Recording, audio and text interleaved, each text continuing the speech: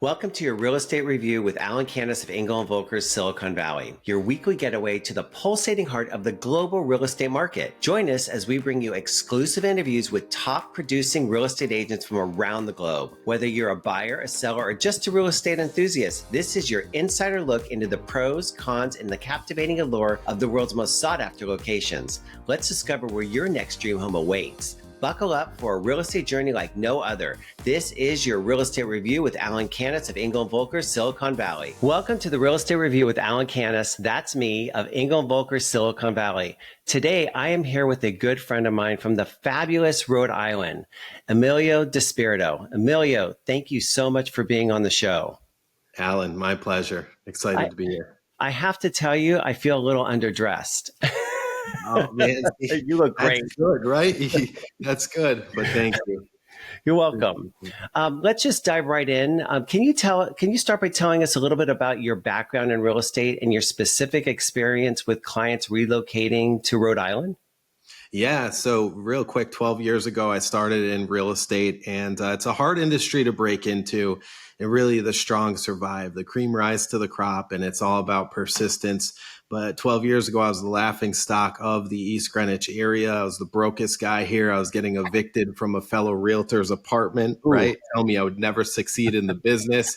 My car bumper was falling off. I had one pair of shoes with holes in them. I had one suit that probably smelled pretty nasty. Now I've got several suits that I dry clean, thank God, right? But Alan, it was a really humble beginning, and it took roughly 2 years to get started. And on that second year anniversary, I put a big billboard up right outside of the road of that agent that told me I'd never get anywhere. And I was going, yeah, like this on the billboard. Good for you. I'm not a spiteful character, but that is the one time where that was really good justice, I feel, served. What did you do before real estate? Before real estate, I used to actually sell janitorial supplies. So I make a joke of it, and I say I used to sell urinal cakes and toilet paper door to door. Yeah. And I used to dress up in a suit all the time, Alan, right? And everybody was like, what are you doing? We're wearing polo shirts and would have a suit and tie. And I got made fun of nonstop, but I was a young guy in the industry, and they made fun of me. And then I learned why in the Jansen world, they don't wear a suit and tie. Well, because we test out chemicals and toilet bowl cleaners, and my tie go right in there. Ooh, right in the toilet bowl. Yeah. Yeah. It's not a typical private office conversation you expected to have, but this is what the smell of it was probably better than anything else at that time. Maybe.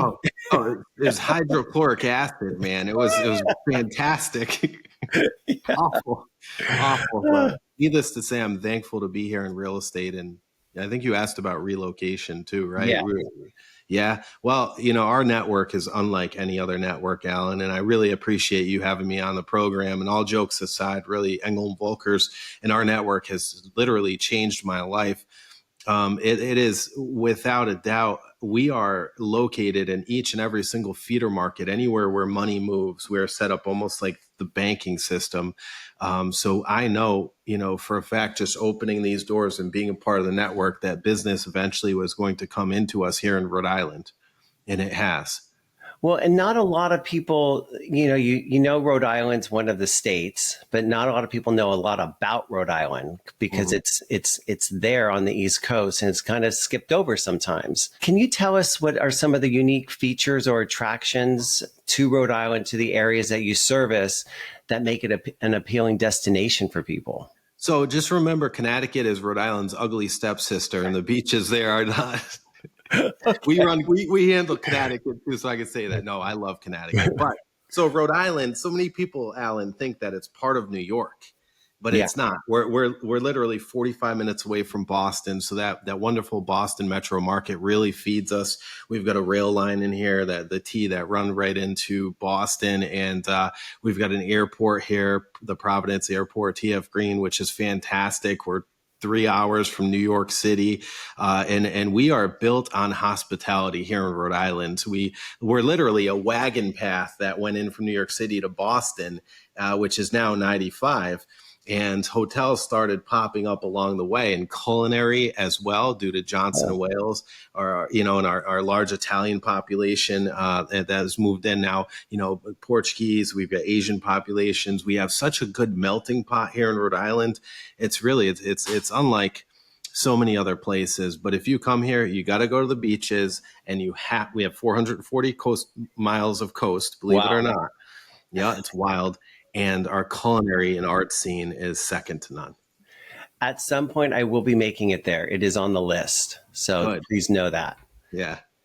How would you describe the current real estate market? Because I know a lot of people want to hear about that and what's going on with real estate and what the trends are. Yeah, thank you for asking. So here in Rhode Island, our median price is probably half that of yours in California, right? It's $490,000, okay, for the single family home. It's low. What's a single family home? What is that considered? What size? Yeah, so basically our median single family home is about 1,400 square feet, 3 beds, 2 baths, and it's selling about $500K, give or take. Okay. And it's taking about 30 days on market to go pending. Earlier on in the year, this is the funny thing, we only had 591 active single family homes on the market here in Rhode Island. Today, we've got roughly about 1,200. And, so we're short roughly 25,000 homes on the market here in Rhode Island. Okay. And we have roughly 35,000 renters alone in Rhode Island of the population that can qualify for homes, for a median home. Okay. So we do have a serious supply and demand issue. But right now, I don't know about your market. Our market has kind of stalled out. And I'm telling all of my buyers, hey, listen, you need to be in the marketplace right now. Rates came down a little bit. There's hardly any competition. You're going to have a really great time. And meanwhile, I'm telling my sellers, listen, there's 3 different types of pricing. You can go for the aspirational pricing, okay, which is, crazy high. We don't like to do that. Fair market value or event pricing. My clients that are going for the lower price, a little under fair market value, are finding that their homes are bidding up. They're selling in less time with more buyers contending, with overall better terms and more money in their pocket. It's interesting how the markets differ from area to area. We are on an upswing, especially for those entry-level homes. Michelle Pender, who I know you know. She's awesome. She and I just co-listed a property together, and we received 50 disclosure packets out, 10 offers, 500,000 over the asking. It was like boom. And all of a sudden, we just see this upshift and especially the entry-level homes. Those are just flying off the shelf. It's amazing. What is causing that? The interest rates, the noise of the interest rates going down. People jumped off the fence. They're more used to where we're at right now rather than last year when it was this shell shocker. And I think people, and I hate saying this because people don't like hearing it, you marry your house and you date the rate. Mm-hmm. And so they know they can refinance. And so they're not putting their lives on hold anymore. They're moving forward. And there's a lot of pre-qualified buyers that are just out there circling. We don't have enough inventory when we look at this, just like you, same thing. Mm-hmm. It's interesting. What are some of the common challenges that and pitfalls that people are facing when they're moving to Rhode Island? And how do you navigate them through these? Yeah, I mean, I guess as somebody who has moved to Rhode Island, I can answer that really well. I was 15 when I moved here. I got a lot of family here. But I got to say, Rhode Islanders are pretty close-minded for the most part, right? Like out in the West Coast, pretty open-minded. Here in Rhode Island, pretty closed off and almost like, just guarded. And not really. So when we look at it like that, just trying to be a part of a community is not always easy because everybody's like, oh, I already got somebody that does that. I already got this. I already got that. So breaking in, as somebody new here can be a little challenging, but it does help to have a real estate advisor that's heavily networked and can, connect the dots, say, hey, go here, do this, do that. And really, that's a huge value of our advisors at Engel Völkers is we take care of our clients not only during the transaction, but I mean, all the way through. And we're connecting them with, like, look, I connected you with the video editor, Yes. right? Well, Like this. and Amelia, that's what makes you so special because not only are you familiar with the real estate market there, you're familiar with outside of the area as well. You're in private office. You're such a networker, which is amazing. So I think that's why we gravitated towards each other. Thank you, Alan. I feel the same way about you too. You come heavily recommended by my coach, Joe Gilmore. Oh, yeah, Joe. You got to meet Alan. Yeah, yeah. But Alan, you know what? I think what you mentioned about me though is really, I think it's just part of our fabric, right? Like the quality of people that are attracted to this brand and to private office. And that's kind of, you said the culture, right? I agree with that. And actually at our leadership meeting, I was just there. So I have to give a shout out to Andrew Karos, and he is out of Vancouver. He is a licensed partner in Vancouver and also a private office advisor. And he said, Alan, at leadership, he said, listen, we got to stop talking culture because you know what? We're much more than culture. We're a community. And he's like, it's really hard to have a feel for the type of community unless you are in it. And he said, if he feels that we do it better than he's ever seen out there. And he was a part of other brands and whatnot. And I just really like that word. And I think it means a lot more, I agree with you. Community is a better word. I've been with a few brands and this is my last stop. That's what I tell everybody. My family knows it's my last stop because of the community. When I attended my first EVX, I drank the Kool-Aid like there was no other. And I met so many good friends now, and we stay in touch. And talking about community, can you give us a sense of lifestyle in Rhode Island, in the areas of Rhode Island, and what are the local communities like? Yeah, we are an industrial, like we started during the Industrial Revolution, right? Well, before then, right? So like basically the 1700 is really when stuff started really popping off over here in Rhode Island. But a lot of our old towns, specifically East Greenwich, which was the first Navy base in the country, believe it or not. Okay. Did not know that. Yeah, I think it was just a quick temporary thing. But either way, it is very historic. When you're driving down Main Street in East Greenwich or driving down Bellevue Avenue in Newport, okay, different time periods, but all in the same sentiment as we have a lot of history here for our young country, for the United States. And a lot of prominent people come here and vacation here and have bought houses and built legacies here. It is literally unlike any other place you'll ever go to. Rhode Island has a special kind of magical feel to it. And you really got to come visit it and see it. And the people really, as I was saying, they're kind of closed-minded. It's because it's so damn good here. They don't need to leave. It's kind of like, I don't want to say a utopia because it's not perfect here. Our roads are awful. We got more potholes than Zimbabwe probably does. But I got to tell you, it's just all around. The culture is fantastic. The people are great. The art scene is amazing, and the architecture is unbelievable. Yeah. Speaking of, we talked a little bit about climate and we talked about the weather. Tell me about what is the weather like? And then also let's talk about the climate, the business and economic climate of Rhode Island. Yeah, so the weather here is it's amazing in the fall, the spring, and the summer. It really is. We're really lucky.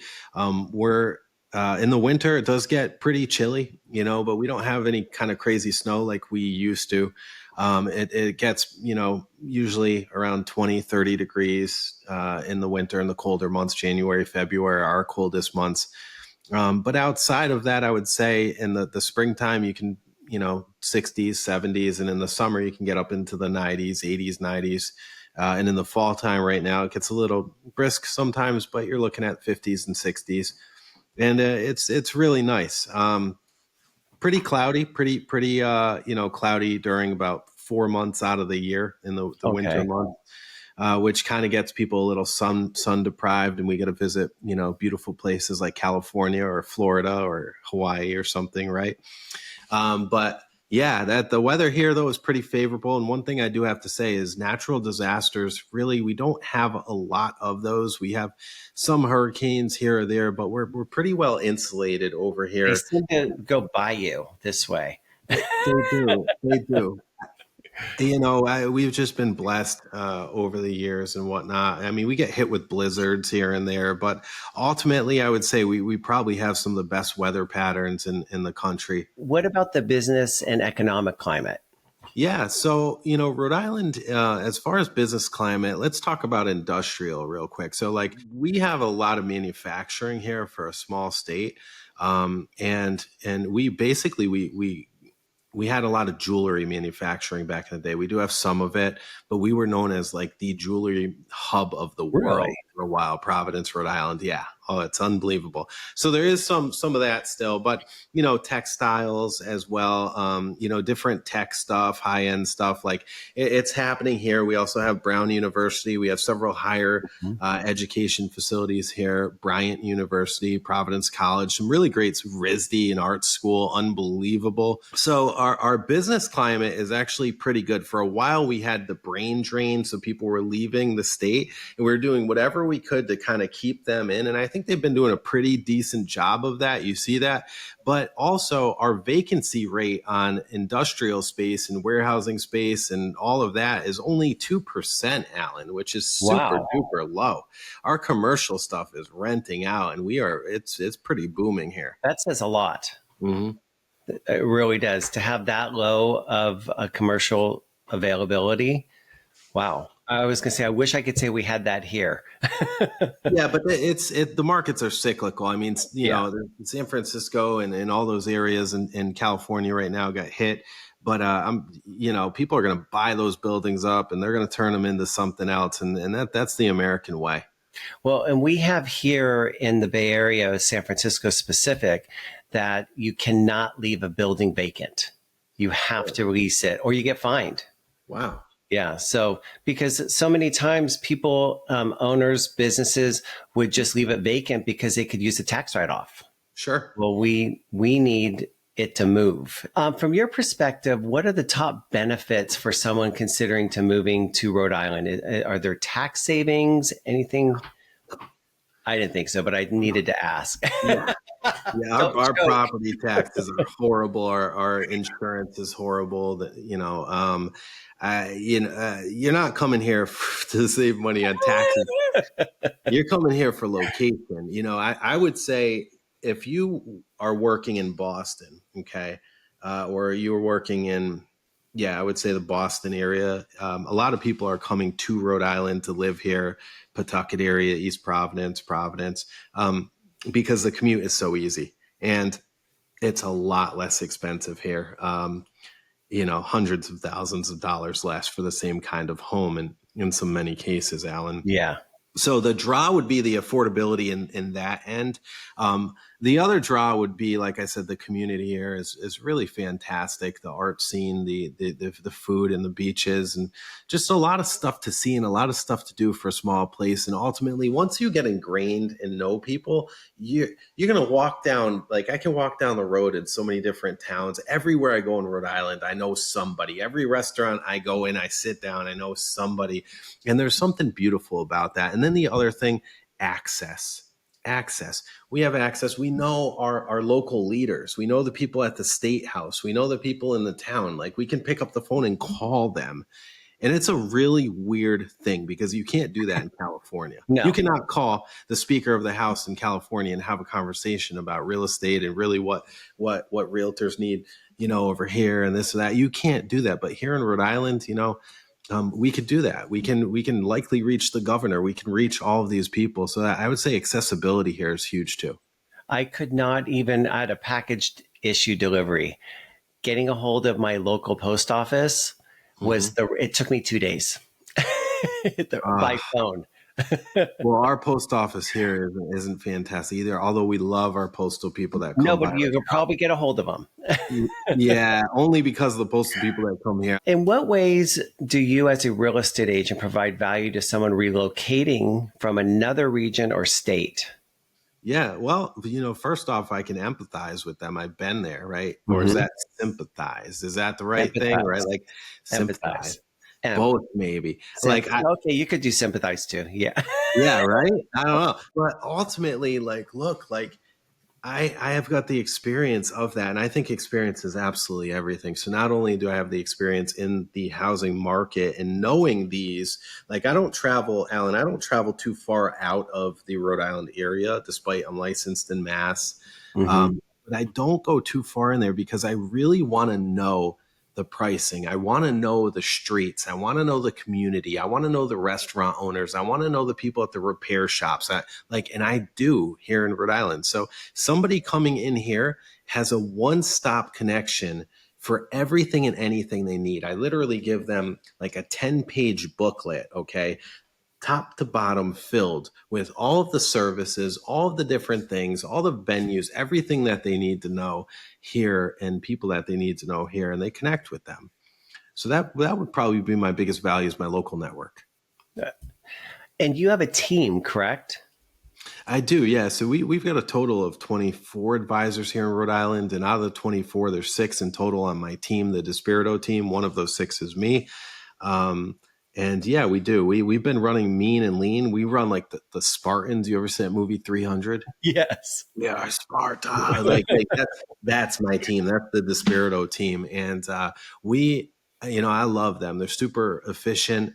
And we just do things in such a systemized yet personalized way. And it's at the highest of caliber here in Rhode Island. And we've really made a wonderful name for ourselves. So much, right? The DiSpirito team, so much here in Rhode Island, where when I started Engel Völkers with my business partner, Joe Fazio, okay, people didn't want to come into Engel Völkers at first because they thought that we were only hiring for DiSpirito team. Oh. So we had to dumb our brand DiSpirito team down, not give it really any attention, and we pumped it all into Engel Völkers. And I'm glad we did because this company is unbelievable. But yeah, our team is super dynamic, and we deal with multifamilies, development, single families, vacation homes, and we've got Portuguese speaking, Spanish speaking, and Italian all on our team. Wow, that's a lot. Mm-hmm. I wish I had that many on my team. And French. What is one piece of advice that you would give someone that is thinking of relocating to Rhode Island? I would say that you need to get used to packing a lunch after you drive more than 15 minutes, right? So it's a little joke we have here. Everything is so accessible and so easy to get to, where you don't need to spend more than 15 minutes to get anywhere where you're going. I can literally go from one side of the state to the other in 25 minutes, 45 minutes top to bottom, Alan. So we make a joke and we say, if you're driving more than 20, 30 minutes, you get a packed lunch. So it's a little bit of a culture shock in how fast they can get around and where they can get. I would say, be open-minded and understanding that Rhode Island is such a small place, a small state, that it's going to take a little while to get into the community, but just be yourself and just open up to people, and they'll eventually be warm and welcome you in. That's great. Thank you. Where are you seeing most of your buyers coming from? Yeah, Massachusetts, a big pull okay. Because of the affordability, but also from our renter population. Because the rents here, like I'm sure there are sky high right now. Yeah. And so but many my of them. Sky high is probably different than yours. What is your sky high? What's the rent in the Bay Area? For a 1-bedroom, 1-bathroom, $3,500 that's for an apartment. For a 3-bedroom, 2-bathroom home, $75. All right, so we're talking pocket change here. We're talking the coins in the laundry machine, brother. Like, dude. So our 2 beds are probably like $2,000 a month. 1 bed's like 17, 18. Wow. You can rent a whole house for like 3,500 on a lake. We have rentals anywhere from, depending on where, like in Hillsborough, Yeah. for a 4 bedroom, 3,500 square feet, maybe up to 4,000 square feet. You're looking about 14,000 a month. Yeah, I mean, you could have vacation rentals in Narragansett, Rhode Island's like right on the water for that. Wow. Yeah, like, and those are pricey to us. So yeah, it's funny. It really is so funny. We talked a little bit about the real estate market in Rhode Island. Can you tell me, and there not being really enough inventory, are you seeing multiple offers? Yeah, we are in some cases. However, though, for the past, I would say 30 days or so, things have slowed up immensely.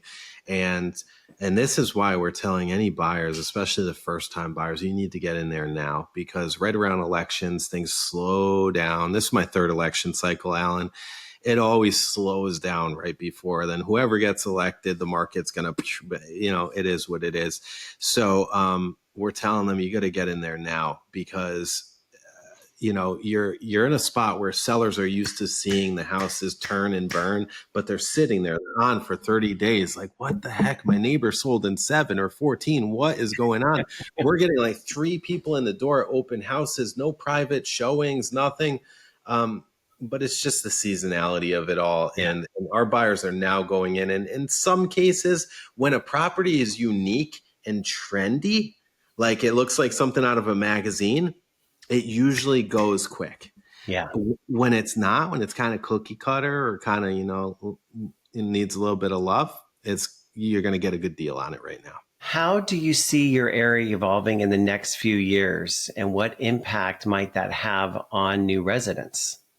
Yeah, well, I see that, we don't have a ton of land left here in Rhode Island, but we do have areas that were supposed to be developed before, which now are in the process of being developed. So let me give you an example. We have this project called the Center of New England. I just actually it's a gentleman named Tim Eden from Star Capital, wonderful guy. He's got 7 very large developments under his belt. He's done stuff out in, Washington, D.C. and Maryland and Virginia. And he identified about 700 housing units to be built in this area of Wow. Coventry, Rhode Island, which is a significant number for Rhode Island because, that's like I That's said, significant for anywhere. yeah. Yeah. So we are seeing developers like him come in and put a lot of condos. We have an aging population here in Rhode Island, and the aging population doesn't always want to move despite the high taxes and whatnot. So they need condominium living. They need one level living or extra space for their grandkids or whatnot. So we're seeing a lot of that happening. We are seeing some affordable housing come in. Pretty light on the affordable housing, but I guarantee you're going to see a lot more of that pop into some of the rural areas where you wouldn't expect it, but there's land there to be built. So I think looking at Rhode Island 10 years down the road, you're going to be going down these old country roads and they're not going to be country anymore. Well, and that's going to be the change. That's the future. Unfortunately, I shouldn't say unfortunately, our culture and our communities are evolving. Yeah. And I know what you mean by unfortunately, because I'm a nature guy. I don't like to see any nature getting cut down for like solar or for even when they're building houses. I'm like, man, we couldn't have done it somewhere else. What about the deer and the animals? And like literally, that's me. But we have some locations like old gravel banks or old things like that, or, land that was cleared for housing previously that never got built on, things like that. I see developers now going for, which is nice. So I have one last question, and I did not put this on your question sheet because I like to ask these questions and just have it off the cusp. Mhm. Do you have a favorite real estate story? Oh, I got a lot You of can real tell. estate stories. I got a lot of real estate stories. I'm going to give you a couple options here. Okay. Haunted house, number one. Let's do Number, that haunted you house. you want to do the haunted Yeah. house? Yes. Okay. All right. So I was like, literally, I'm 2 years into real estate, and like, look, I'm not one of those people that believes in all that stuff, right? But I'm walking into this house, and my client is walking down the hall with the other agent, and I have my nephew Brad. He's with me, and was doing a school project, and he's with Uncle Emilio. And all right, so we walk in this house, and we're walking by the basement door, and we hear "hello," like a little kid, a little girl, and he looked at me like terrified. I looked at him, and I go, shut up, shut up. It's probably a cat. Don't freak anybody out. Let's look into this further. So he's like, no, that was a little kid. So, all right. So concerned, right? If that was a little kid, and freaked out, right? So I opened the door. And I'm like, all right, I'll go first. I had to muster up all my courage to go down that basement stairs where it's like dark. And so I'm walking down those stairs. And this is weird, okay? And I wish he was here to confirm this, because somebody's gonna be like, yeah, right. There were wet footprints on the floor going to the wall. Okay, that's weird. From the door to the wall, little wet footprints.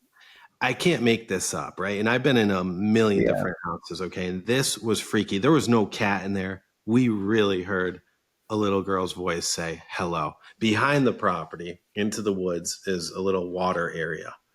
I don't know if somebody drowned back there or something horrific happened. The Ring? You know the movie The Ring? Yeah. I'm trying to remember. Holy crap. That was a well, I think it was. Yeah, no, that was a well. No, this is just like a water area. But a kid did drown. I didn't even look into it at this house. I just wanted out of it. I don't know if a kid drowned or not in there. Gotcha. So that was one of the freakiest things to happen. I have several other crazy stories, but because it's around Halloween, I figured that would be a good one. That's why. Yes. Yeah. You know, I forgot about this story. I was showing a house to clients, and the parents were out of the country, and the kids supposedly vacated the house, and they had thrown a huge party. And so we're walking around the house, and it looked like a party had been thrown. So beer and etc. So we go downstairs, and there is this mound. I have never seen such a big mound of laundry. Mm-hmm. And my client jumps, grabs me on my back, and she says, "It moved." I said, "No, the house is vacant. The kids took off." And she goes, "Alan, that moved." And so I said, so we've got now 5 of us at the doorway, and all of a sudden this kid's head popped out. Oh. "What's up? What are you here for?" Oh. They had forgot him. Like Home Alone? Yeah. Well, the kids, I guess, went out for breakfast, and they forgot about the friend that was under the pile of laundry that had partied and passed out the night before. So, my God. Yeah, they probably covered. That's freaky, though. Yeah. But at least we found a person. Emilio, thank you so much for being on the show. Emilio DiSpirito, Rhode Island, private office, Engel Völkers, the best referral source that I can think of. Please give him a call. Thank you again for being on the show, Emilio. You're welcome. My pleasure. Thank you, Alan. You're welcome.